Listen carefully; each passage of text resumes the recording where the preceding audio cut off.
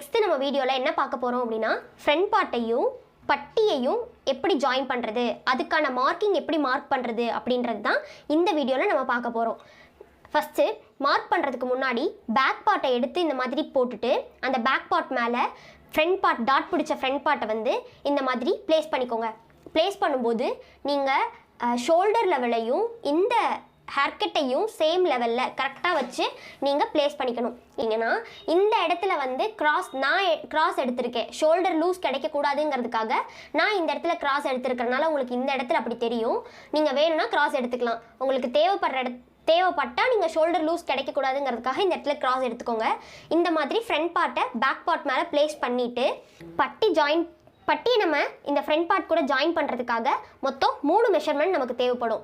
அந்த 3 மெஷர்மெண்ட்டையும் இந்த பட்டியில் மார்க் பண்ணி இந்த பட்டியை அப்படியே ஃப்ரண்ட் பார்ட் கூட நம்ம அட்டாச் பண்ணிடுவோம். ஃபஸ்ட்டு 3 மெஷர்மெண்ட்லையும் நம்ம இந்த ஃப்ரண்ட் பார்ட்டில் என்ன மார்க் பண்ணணும் அப்படின்னா அரை இன்ச் தையலுக்கு வர்ற மாதிரி மார்க் பண்ணிக்கணும். இந்த ஃபஸ்ட்டு மெஷர்மெண்ட் எங்கே மார்க் பண்ணணும் அப்படின்னா கொக்கிப்பட்டி சைடு அரை இன்ச் வர்ற மாதிரி ஃபஸ்ட்டு ஒரு மார்க் பண்ணிக்கணும். செகண்ட் மெஷர்மெண்ட் எங்கே இருக்குன்னா நீங்கள் ஃபஸ்ட்டு டாட் பிடிச்சிங்க இல்லையா ஃப்ரண்ட் பார்ட்டில், அந்த ஹெர்கெட்டில் இருந்து உங்களுக்கு அரை இன்ச் வர்ற மாதிரி தையலுக்கு அரை இன்ச் வர்ற மாதிரி ஒரு மார்க் பண்ணிக்கோங்க. 3வது மார்க்கிங் எங்கே வரும் அப்படின்னா சைடு ஜாயின் பிளேஸ் இருக்கு இல்லையா, அந்த இடத்துல இருந்து உங்களுக்கு அரை இன்ச் வர்ற மாதிரி ஒரு மார்க் பண்ணிக்கோங்க.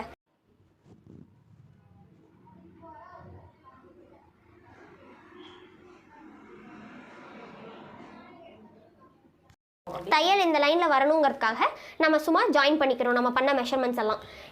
பட்டியை இந்த ஃப்ரண்ட் பார்ட்டில் ஜாயின் பண்ணுறதுக்காக நம்ம இந்த பட்டியில் 3 மெஷர்மெண்ட்டை மார்க் பண்ணணும். அந்த ஃபஸ்ட்டு மெஷர்மெண்ட் கொக்கிப்பட்டி சைடு தானே, அந்த கொக்கிப்பட்டி சைடு வந்து நமக்கு எவ்வளோ இருக்குது அப்படின்றத இங்கே மெஷர் பண்ணிக்கலாம். எனக்கு வந்து கொக்கிப்பட்டி சைடு வந்து 3.25 வருது.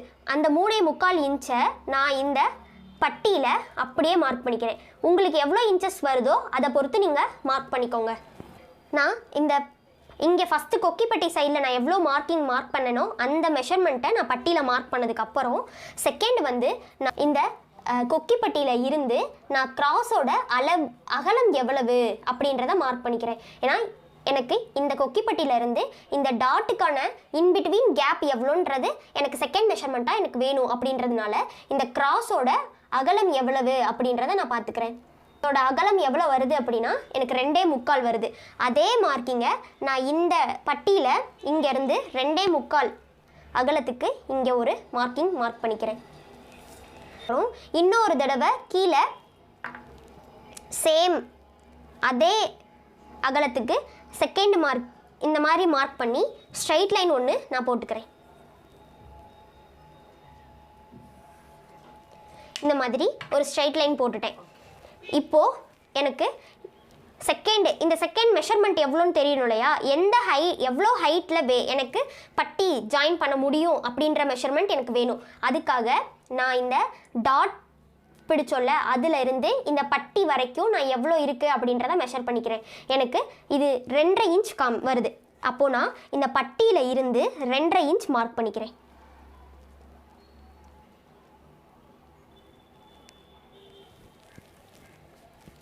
அப்போது எனக்கு ஃபஸ்ட்டு மெஷர்மெண்ட் இந்த கொக்கிப்பட்டி சைடு கிடச்சிருச்சு. செகண்ட் மெஷர்மெண்ட்டு இந்த நான் டாட் பிடிச்சோம்ல ஃப்ரண்ட் பார்ட்டில் அந்த மெஷர்மெண்ட்டே அதுலேருந்து இந்த பட்டிக்கான இந்த இன்பிட்வீன் கேப் எவ்வளோன்றது எனக்கு கிடச்சிருச்சு. நம்ம ஃபஸ்ட்டு என்ன பார்த்தோம், பட்டியோட ஃபஸ்ட்டு மெஷர்மெண்ட்டில் இருந்து எவ்வளோ லென்த்தில் செகண்ட் மெஷர்மெண்ட் நமக்கு வேணும் அப்படிங்கிறதுக்காக தான் இந்த கிராஸோட அகலத்தை நம்ம மெஷர் பண்ணி ஒரு ஸ்ட்ரைட் லைன் போட்டு அதுக்கப்புறம் எவ்வளோ நமக்கு பட்டியிலேருந்து இந்த டாட்டுக்கான லென்த் எவ்வளவோ அதை மெஷர் பண்ணி நம்ம மார்க் பண்ணோம். இப்போ அதே ப்ராசஸ் தான் திரும்ப செகண்டுக்கும் தேர்டுக்கும் இடையிலான கேப்பு. இந்த 2 மெஷர்மெண்ட்டுக்கும் எவ்வளோ நமக்கு இந்த லென்த் நமக்கு எவ்வளோ கிடைக்கணும் அப்படிங்கிறத நமக்கு வேணுங்கிறதுக்காக நம்ம இந்த டாட்டில் இருந்து இந்த சைடு ஜாயிண்ட்டில் எவ்வளோ நமக்கு வேணும் அப்படின்றத நம்ம இங்கே மெஷர் பண்ணிக்கிறோம். எனக்கு இந்த டாட்ல இருந்து சைடு ஜாயிண்ட்டில் நான் மார்க் பண்ண பிளேஸ்க்கானது 6.5 இன்ச் வருது. அப்போது இந்த இடத்துல இருந்து நான் 6.5 இன்ச் வர்ற மாதிரி மார்க் பண்ணிக்கிறேன். இந்த ஸ்ட்ரைட் லைன் நான் போட்டேன்ல, அந்த ஸ்ட்ரைட் லைனில் இருந்து 6.5 இன்ச் வர்ற மாதிரி நான் மார்க் பண்ணிக்கிறேன். ஸோ 6 இன்ச் இங்கே வர்ற மாதிரி மார்க் பண்ணிவிட்டேன். 2 இடத்துல இதே மாதிரி 6 இன்ச் வர்ற மாதிரி மார்க் பண்ணிக்கிறேன். இப்போது இது ரெண்டையும் நான் ஜாயின் பண்ணி ஒரு ஸ்ட்ரைட் லைன் போட்டுக்கிறேன். இப்போது இந்த லென்த்தில் தான் எனக்கு இந்த பட்டியோட 3வது மெஷர்மெண்ட் இருக்குன்றது எனக்கு தெரிஞ்சிருச்சு. ஆனால் என்ன மெஷர்மெண்ட் அப்படின்றத இந்த லாஸ்ட்டு நம்ம சைடு ஜாயின் பண்ணுறோம்ல அதில் இருந்து இந்த ஃப்ரண்ட் பார்ட்டோட நான் மெஷர் பண்ணேன்ல தையலுக்கான மெஷர்மெண்ட், அது வரைக்கும் நான் எவ்வளோ எனக்கு மெஷர் ஆகுது அப்படின்னா 4 இன்ச் மெஷர் ஆகுது. அதே 4 இன்ச்சை நான் பட்டியில் 4 இன்ச் லென்த்தில் நான் மார்க் பண்ணிக்கிறேன்.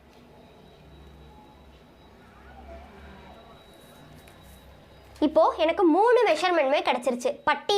ஃப்ரண்ட் பார்ட்டை பட்டியில் அப்படியே அட்டாச் பண்ணுறதுக்கு எனக்கு தேவையான 3 மெஷர்மெண்ட் கிடச்சிருச்சு. அந்த 3 மெஷர்மெண்ட்டையும் நான் ஸ்கேல் யூஸ் பண்ணி ஜாயின் பண்ணிக்கிறேன்.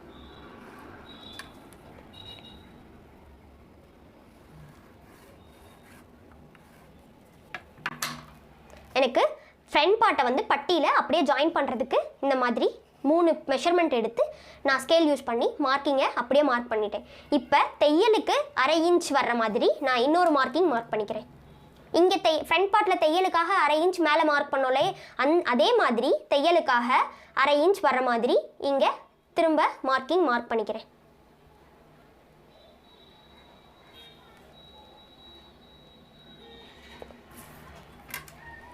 அதை அப்படியே நான் திரும்ப ஸ்கேல் யூஸ் பண்ணி சும்மா ரஃப்பாக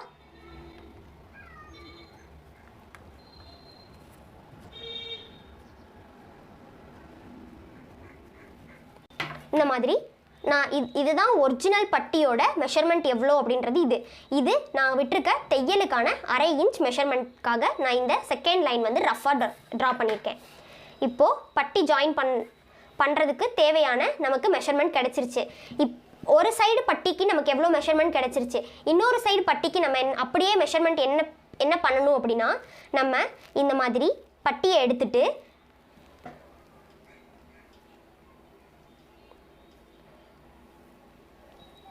பட்டி ரெண்டையும் இந்த மாதிரி ஒன்று மேலே ஒன்று வச்சு இந்த மாதிரி நீங்கள் டேப் பண்ணிக்கோங்க.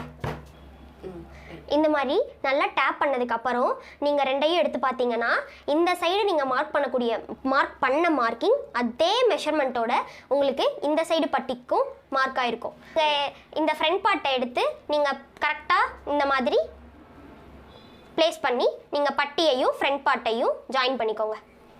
ஈஸியான மெத்தடில் ஒரு சைடு பட்டியோட மெஷர்மெண்ட் மார்க் பண்ணிவிட்டு அதே மெஷர்மெண்ட்டை வச்சு ஆப்போசிட் சைடில் இருக்கக்கூடிய பட்டிக்கும் நம்மளால் ஈஸியான மெத்தடில் 2 மெஷர்மெண்ட்டையும் ஒரே நேரத்தில் மார்க் பண்ண முடியும். இதை வச்சு நீங்கள் 2 சைடையுமே பட்டிக்கு மார்க் பண்ணி ஸ்டிச் பண்ணிக்கோங்க. இந்த பதிவில் பார்த்தீங்க அப்படின்னா ப்ளவுஸில் ஃப்ரண்ட் பார்ட்டில் பட்டி வந்து நம்ம மார்க் பண்ணுறதுக்கு என்னென்ன அளவுகள் தேவை அப்படிங்கிறதையும் எப்படி மார்க் பண்ணணும் அப்படிங்கிறதையும் ஆஃப்லைன் ஸ்டூடெண்ட் கிளியராக வந்து எக்ஸ்பிளைன் பண்ணாங்க. நம்ம வீடியோ பிடிச்சிருந்தது அப்படின்னா சப்ஸ்கிரைப் பண்ணிக்கோங்க. Thank you friends.